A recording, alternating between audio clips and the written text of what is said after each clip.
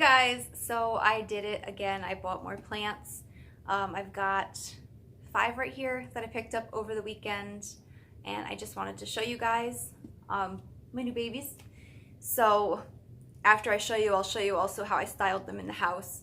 I've got this one right here, which I'm going to do first. I'm trying to keep him not touching anybody else because I did find a mealybug on him, and then I found some webbing, which could have been spider mites, so I'm going to keep an eye on him before I put him anywhere.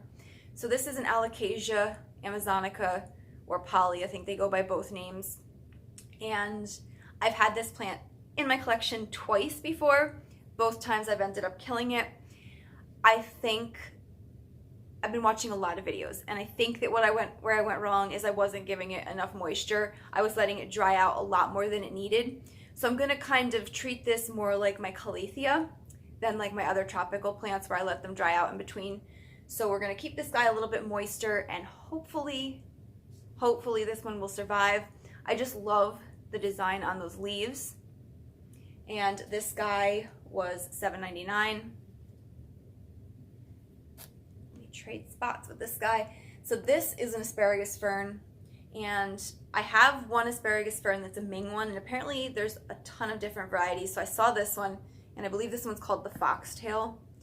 And I've been setting up a little area in my bathroom where I have the one that I picked up back, I think it was like December, and I just love how it looks. It's kind of, I don't know, it's whimsical and it's fun and it's just fluffy. Like it just looks interesting and pretty, and you know, it changes every day.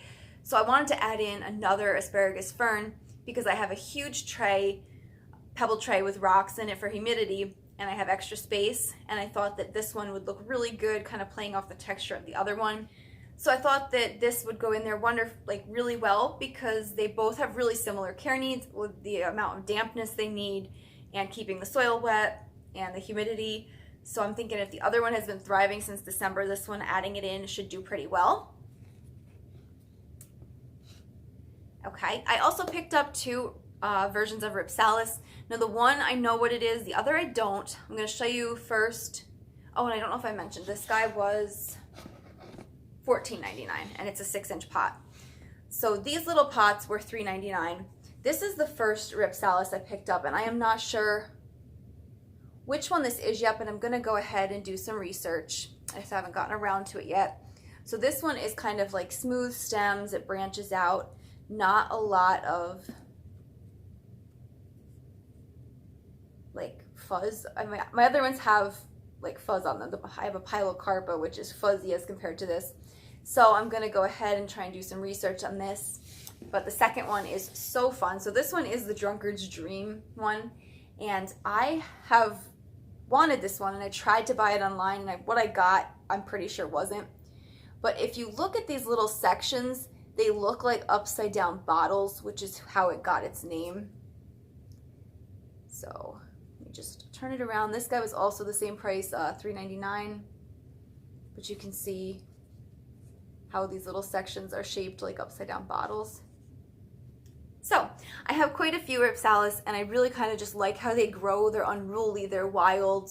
There's just something neat and almost alien about them. So that's one of the reasons why I like those guys.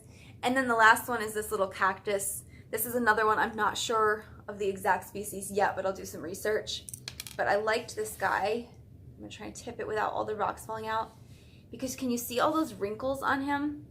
And that's not just a result of being like underwatered or anything. That's just how he looks. So I'm gonna go ahead, replace the rocks I knocked out, but I'm gonna go ahead and kind of do some research on him too and see. But I just thought he looked really neat. So that is it for my new plants. If you guys stay tuned, I will take you and show you how I styled them in my house. So here in the dining room is where that little cactus goes. And this is where all my cacti go, because this is the sunniest window in my house. So I've got everybody in there. And then here in my kitchen window is where the Salas ended up. I kind of have them all grouped together here. So these are the 2 new ones.